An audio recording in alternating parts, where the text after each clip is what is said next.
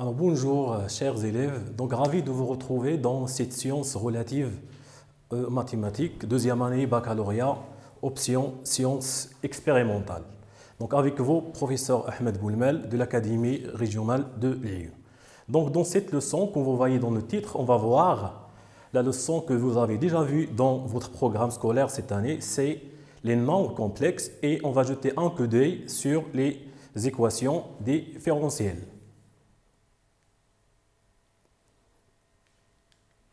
Alors pour cela, on vous propose l'exercice suivant. Donc vous avez un exercice sous forme de l'examen national. Dans une première question, on va voir résoudre dans l'ensemble C, les nombres complexes C, l'équation z carré moins 8z plus 17 est égal à 0. Et dans un deuxième temps, on va voir la résolution d'une équation différentielle de deuxième degré. Alors y seconde moins 8y' plus 17y est égal à 0. Et dans une troisième question, on va chercher ensemble à préciser une solution particulière qui vérifie la condition initiale. Ces deux conditions, y0 est égal à 5 et y' de 0 est égal à 1.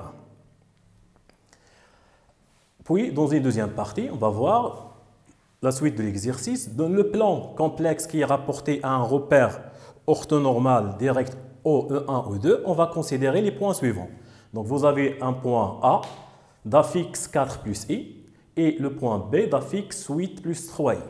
Donc, comme vous savez, donc entre parenthèses, lorsqu'on parle d'un point dans les nombres complexes ayant comme affixe 4 plus i, ça veut dire que le point A dans votre repère est là comme coordonnée 4, c'est l'abscisse, et le coefficient de i dans ce cas de figure c'est 1, elle représente l'ordonnée. C'est-à-dire le point A est là comme coordonnée 4, 1. De même, pour le point B, il a comme affixe 8 plus 3i. Puis, vous avez m'Z', c'est l'image de MZ par la rotation de centre oméga et d'angle alpha. Donc, vous savez que les éléments caractéristiques d'une rotation, vous avez premièrement l'angle de la rotation, c'est alpha 3 pi sur 2 en radian, bien évidemment. Puis, vous avez le centre de votre rotation, oméga 1 plus 2i. Première question, c'est une question traditionnelle, habituelle, que vous voyez tous, c'est vérifier que Z' est égal à cette expression.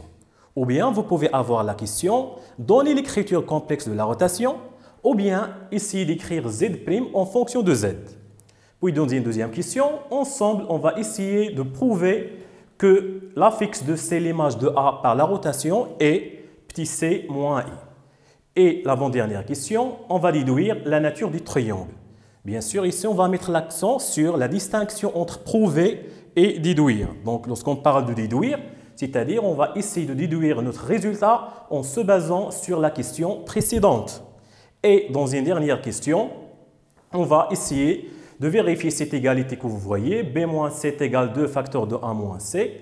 Puis, on va déduire que les points A, B et C sont des points alignés. Alors, entre parenthèses, pour chaque question, on va essayer de revenir à un petit rappel pour bien éclaircir les choses. Alors, on reprend.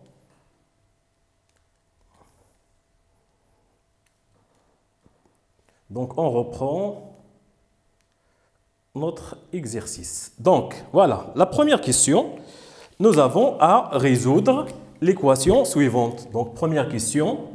Vous avez à résoudre l'équation z au carré moins 8z plus 17 est égal à 0. Donc, vous avez une équation de deuxième degré. Pour cela, on va calculer delta. Donc, le discriminant delta, c'est b au carré moins 4 ac. Alors, bien sûr, dans votre exercice, n'oubliez pas, voilà votre A, voilà B, voilà C. Donc A est égal à 1. B, vous l'avez, c'est moins 8. Et vous avez C est égal à 17. Donc delta B au carré, c'est moins 8. Le taux au carré, moins 4 fois A fois 17. Alors moins 8 au carré, c'est 64. Moins. Alors 4 fois 1, c'est 4. 4 fois 17, c'est 68. Donc, vous aurez delta est égal à moins 4. Donc, vous savez, lorsque vous avez delta est négatif, l'équation est admise de solutions complexes. Donc, vous avez delta négatif. Donc, l'équation est admise de solutions complexes. Alors, Z1, c'est moins B plus I, la racine de moins delta sur 2A. Donc, voilà la première solution. Et je remplace. Alors, moins B dans l'exercice, c'est moins 8, c'est 8. Plus I, racine de. Donc, vous avez delta, c'est moins 4. Donc, moins delta, elle va donner 4. Donc, racine de 4 sur 2 fois A, c'est 2, est égal à. Donc, 8 plus racine de 4, c'est 2, I sur 2. Donc, le résultat final, 8 sur 2, c'est 4. Puis, vous avez 2i sur 2, c'est plus i. Donc, voilà la première solution. Donc, toujours la solution, il faut l'écrire sous forme algébrique. Donc, la partie réelle, puis la partie imaginaire. Pour Z2, n'est rien que Z1 bar. Ça ne sert à rien de refaire les calculs dès le départ. Donc, c'est 4 plus i conjugué. Le conjugué, c'est 4 moins i. Donc, la conclusion finale, donc conclusion, S est égal 4 plus moins i, 4 plus i. Donc, voilà pour votre première question. Alors maintenant, on passe à la question suivante. Donc, question suivante, vous avez résoudre l'équation caractéristique ou bien l'équation différentielle y seconde moins 8y' plus 17y est égal à 0. Alors bien sûr, avant de résoudre cette équation différentielle, donc on va revenir un petit rappel. Donc un petit rappel, voilà. Donc, comme vous voyez, pour résoudre une équation différentielle, et dans cette partie, on va se focaliser sur l'équation de deuxième degré, y seconde plus ay' plus by est égal à 0. Elle s'appelle l'équation de deuxième degré car vous avez la dérivée seconde. Bien évidemment, la première étape pour résoudre cette équation, c'est la précision de l'équation caractéristique. Donc l'équation caractéristique, c'est r carré plus ar plus b est égal à 0. Donc dans l'équation caractéristique, on remplace y seconde par r carré, je remplace y' par r et je remplace y par b. Par 1, pardon, afin d'obtenir le résultat suivant. R carré plus AR plus B est égal à 0. Donc maintenant, on va obtenir une équation de deuxième degré. Pour résoudre l'équation de deuxième degré, vous avez delta, le discriminant, et vous avez 3 cas de figure. Alors, si delta est positif, l'équation caractéristique est admise deux solutions réelles, que vous avez déjà vu au tronc commun, c'est moins B plus la racine de delta sur 2A et moins B moins racine de delta sur 2A. Alors, ces deux solutions, on les a appelées R1, R2. Donc, vous avez la solution générale de votre équation différentielle, c'est y de x, c'est alpha exponentielle R1x plus bêta exponentielle R2x. Deuxième cas, si vous avez delta est égal à 0. Si vous avez delta est égal à 0, votre équation caractéristique, il admet une seule solution réelle, c'est moins b sur 2a, qu'on a appelé ici R. D'où la solution générale, ce sont toutes les fonctions qui sont définies sur R par cette expression, c'est alpha x plus bêta, facteur exponentiel Rx. Bien évidemment, alpha et bêta, ce sont deux réels. Puis le dernier cas, si vous avez delta est négatif, votre équation caractéristique, il admet deux solutions complexes, c'est-à-dire P plus UQ, P moins UQ. P, c'est la partie réelle, et Q, c'est la partie imaginaire. Ainsi, la solution générale de votre équation différentielle, comme vous voyez, c'est exponentielle Pi de x, facteur de alpha cosinus qui de x, plus bêta sinus qui de x. Avec alpha et bêta, ce sont deux réels. Bien sûr, P, que vous voyez ici, représente la partie réelle. Et pour Q, elle représente la partie imaginaire. Donc voilà pour votre leçon que vous avez déjà vue avec vos professeurs. Maintenant, on va essayer de revenir à votre exercice. Donc on revient à notre exercice. Donc voilà votre équation différentielle. Donc votre équation différentielle, c'est y seconde moins 8y' plus 17y est égal à 0.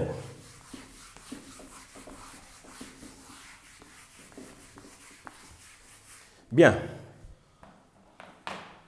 Alors, votre équation, c'est question B.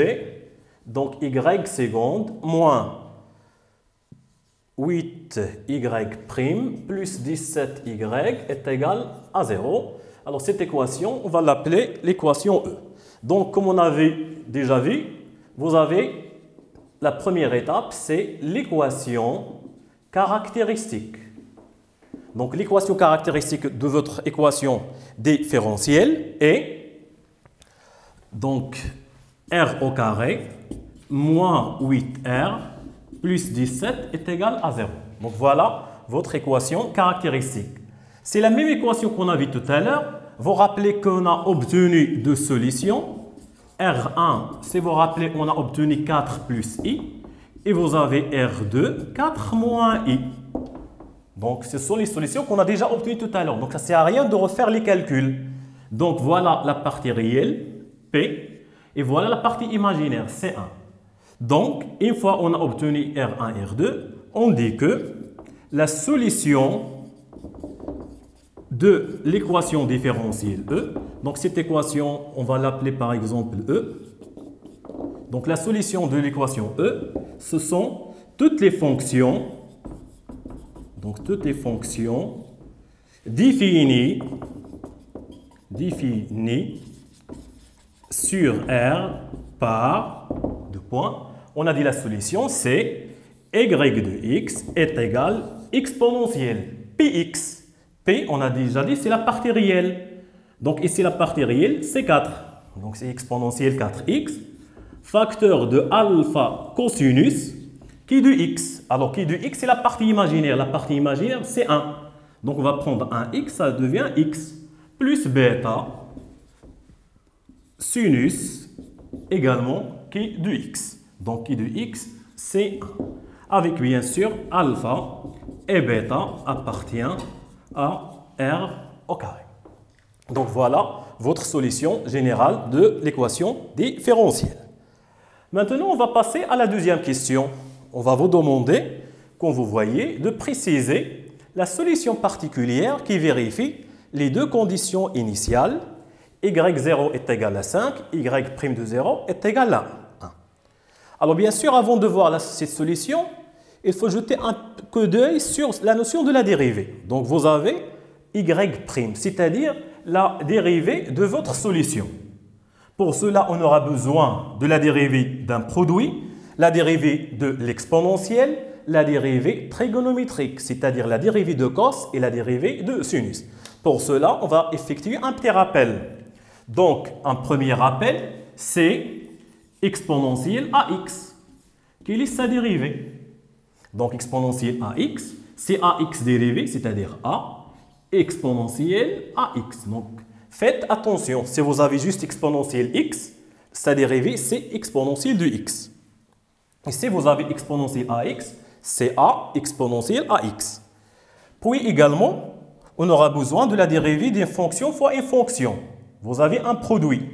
Donc, si vous avez u fois v dérivée. Alors, quelle est la dérivée du produit de deux fonctions?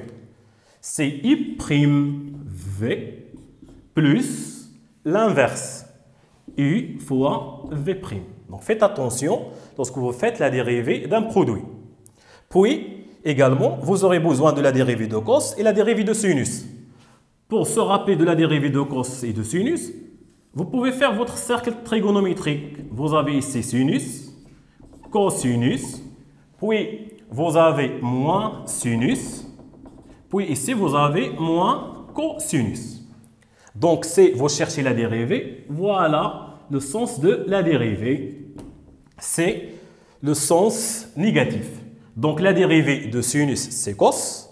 La dérivée de cos, c'est moins sinus. La dérivée de moins sinus, c'est moins cosinus et vice-versa. Donc, voilà les notions dont on aura besoin pour la précision de la deuxième question. La solution qui vérifie y de 0 est égal à 5 et y' de 0 est égal à 1. Bien.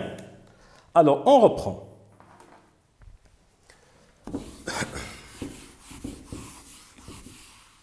Donc, voilà la solution qu'on vient de trouver. Et on va travailler, on va chercher d'avoir la valeur de alpha et bêta. Bien. Donc on a cette question C. Donc vous avez la première condition, si y de 0 est égal à 5. Alors y de 0 est égal à 5, équivalent à. Donc on va essayer de remplacer dans y. Donc à quoi est égal y de 0? Je remplace exponentielle 4 fois 0, c'est exponentielle 0. Facteur de alpha cosinus 0 plus bêta sinus 0. Tout cela est égal à 5. Donc voilà, on a remplacé x par 0. Je continue. Alors exponentielle 0 par définition, c'est 1. Cosinus 0, c'est 1. Donc ici, il va rester 1. Facteur de alpha. Pour sinus 0, c'est 0. Est égal à 5. Donc à la fin, on va obtenir alpha est égal à 5. Donc voilà la valeur de alpha. Maintenant, elle reste la deuxième condition que vous voyez, c'est y' de 0 est égal à 1. Alors pour y' de 0, donc la première étape, comme on a déjà dit, c'est de calculer la dérivée. Donc quel que soit y, ou bien x appartient à R, y dérivée est égal, voilà, bêta sinus x, le tout dérivé. Donc on va dériver cette expression. Oui, puisque on a trouvé la valeur de alpha, alpha est égal à 5, je peux remplacer ici alpha par 5. Ça ne sert à rien de laisser alpha. Et maintenant, on va faire la dérivée. Comme on vient de voir, vous avez produit de deux fonctions. Donc on va faire la dérivée du produit. Donc voilà U et voilà V. Donc la dérivée de l'exponentielle 4x, c'est 4 exponentielle 4x, facteur de 5 cos x plus bêta sinus x, plus l'inverse, i fois v'. Donc i, il va rester tel qu'il est, c'est-à-dire exponentielle 4x, facteur de 5 cosinus. Donc la dérivée de sinus, c'est moins sinus. Donc ça devient moins 5 sinus x plus bêta. Alors la dérivée de sinus, comme vous voyez, c'est cosinus. Donc voilà votre dérivée. Alors maintenant, on va passer à notre condition. Donc comme vous voyez, je reviens à ma condition. Vous avez y' de 0 est égal à 1. Donc, on a y' de 0 est égal à 1, équivalent à. Donc, je remplace par 0. Donc, exponentielle 0, c'est 1. Donc, ici, vous aurez 4. Cosinus 0, c'est 1. Sinus 0, c'est 0. Donc, qu'est-ce qu'il va rester? Donc, ici, vous aurez 5 et 4. Donc, 5 fois 4, c'est 20. Plus... Alors, exponentielle 0, c'est 1. Sinus de 0, c'est 0. Donc, cosinus de 0, c'est 1. Donc, il va rester bêta. Donc, vous aurez à la fin 20 plus bêta est égal à 1. Donc, à la fin, vous aurez bêta, c'est 1 moins 20, c'est moins 19. Donc, voilà la valeur de alpha. Donc, après, on va remplacer. Donc, on va dire... La solution particulière, alors qui vérifie les deux conditions initiales, y de 0 est égal à 5, y' de 0 est égal à 1, et la fonction définie sur R, la fonction qui est définie sur R par. Alors bien sûr, par quelle expression? C'est, je remplace alpha et bêta par l'expression qu'on a trouvée. Donc, c'est y de x, c'est exponentielle 4x. Facteur de alpha, alpha on a trouvé 5, cosinus x, puis bêta, on a trouvé moins 19. Donc, voilà, moins 19 sinus x. Donc, voilà donc la solution particulière de votre équation différentielle. Donc, voilà maintenant... entre équations différentielles et les nombres complexes. Alors maintenant, on passe au paragraphe suivant.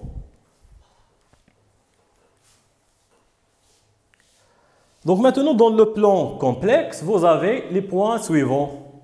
Vous avez le point A d'affixe 4 plus I, le point B 8 plus 3I.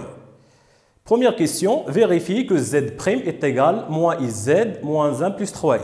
Avec bien sûr, vous avez Z', c'est l'image de MZ par la rotation. Donc ici, vous aurez un petit rappel, les écritures complexes. Donc vous avez la rotation, vous avez le mot ici et vous avez la translation. Donc l'écriture complexe de la rotation, l'image de M est égale M', équivalent à, vous avez Z', c'est exponentielle et alpha, facteur de Z moins oméga plus oméga. Donc toujours dans l'écriture complexe, qu'est-ce qu'on cherche? Avoir Z' en fonction de Z. Puis vous avez le mot ici, et vous avez la translation. Donc vous avez les trois figures. Et maintenant, on va juste travailler avec la rotation. Entre parenthèses, exponentielle alpha, voilà à quoi est égal. Donc exponentielle alpha, c'est cos alpha plus sinus alpha. Donc ici, vous avez la forme trigonométrique. Ici, voilà la forme exponentielle. Alors maintenant, on revient à notre exercice. Donc, la première question, vous avez à montrer votre écriture complexe. Donc la première question, montrez ou bien vérifiez que Z' est égal à cette expression. Donc vous avez question 2A. Donc toujours si vous avez la forme trigonométrique ou bien la forme complexe de la rotation, qu'est-ce que nous avons? Donc on a R de M est égal à M' équivalent. Toujours, je donne la relation. C'est Z' exponentielle alpha, facteur de Z moins oméga plus oméga. Après, je remplace chaque expression par sa valeur. Alors, n'oubliez pas que oméga dans votre exercice, c'est combien? Donc, oméga dans votre exercice, vous l'avez 1 plus I. Puis, ou bien 1 plus 2I. Donc, 1 plus 2I. Et vous avez alpha, c'est 3P sur 2. Donc je remplace, donc vous aurez Z', c'est exponentielle et alpha, donc I 3P sur 2, facteur de Z moins oméga, oméga c'est 1 plus 2I, donc ça va être moins 1 moins 2I, plus oméga. Donc oméga, vous l'avez toujours, c'est 1 plus 2I. Donc voilà votre relation. Après, je remplace.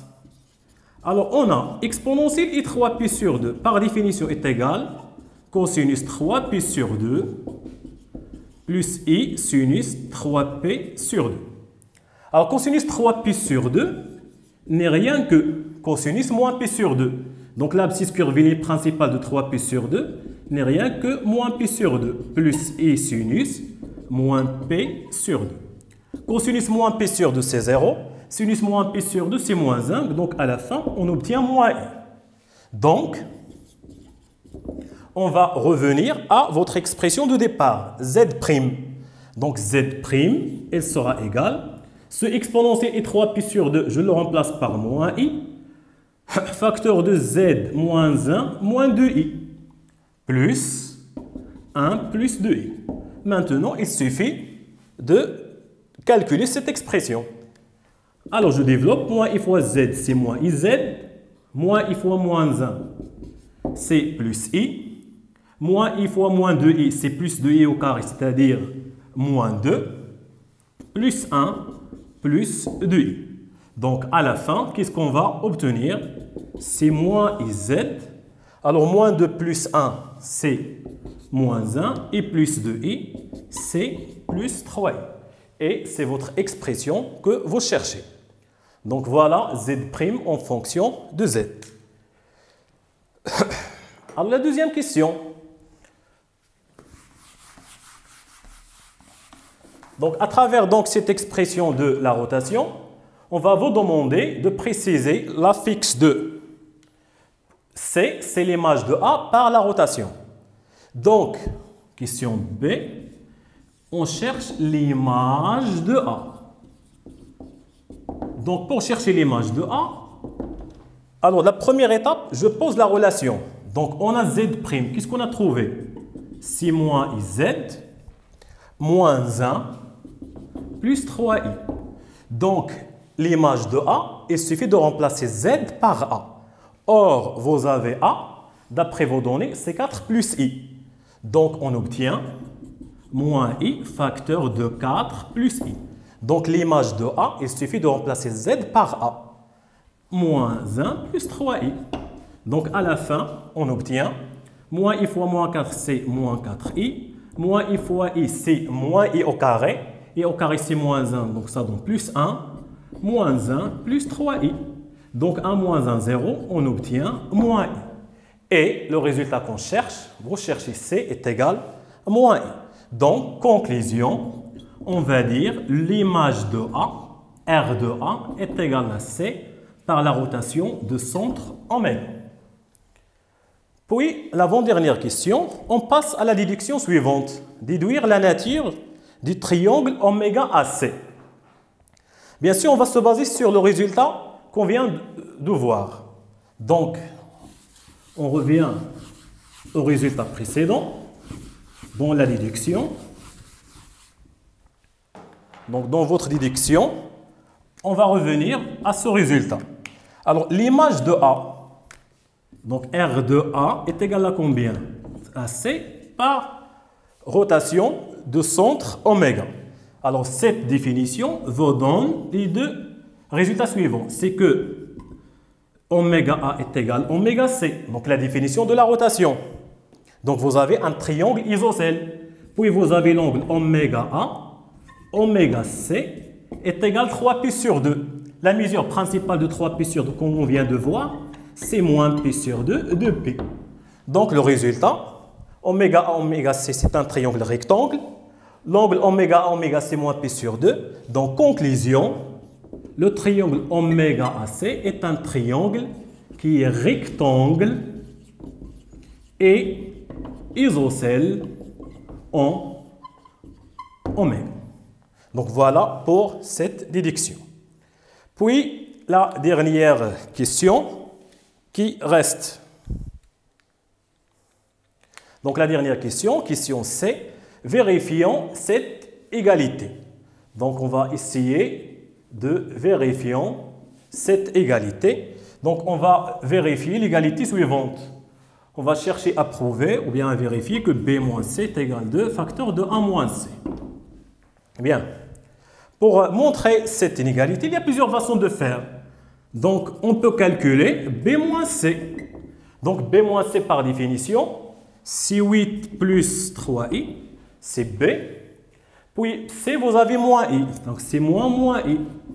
Donc, on va obtenir 8 plus 4i. Puis, on va calculer 2 fois A moins C. Ça va être 2 facteur de A. A, c'est 4 plus I. Moins C, c'est moins I, c'est plus I. Donc, 2 fois 4, c'est 8. I plus I, c'est 2I, c'est 4I. Donc, qu'est-ce que vous remarquez? B moins C est égal à 2 facteur de A moins C. Donc, conclusion, B moins C est égal à 2 facteur de 1 moins C. C'est le résultat qu'on cherche. Puis, dernière question, on va essayer de déduire l'alignement de ces 3 points. Donc, dans votre partie cours, qu'est-ce que vous avez déjà vu? Donc, on a B moins C est égal à 2 facteur de A moins C. Cela est équivalent à B moins C sur A moins C est égal à 2. Or, ce 2, il appartient à R. Donc, conclusion, vous avez les points A, B et C sont 3 points alignés. Donc, voilà pour prouver l'alignement de 3 points. Il suffit de montrer que ce rapport appartient à R. Donc, voilà, c'est avec cette dernière question que notre leçon arrive à sa fin. Merci pour votre attention et à la séance prochaine.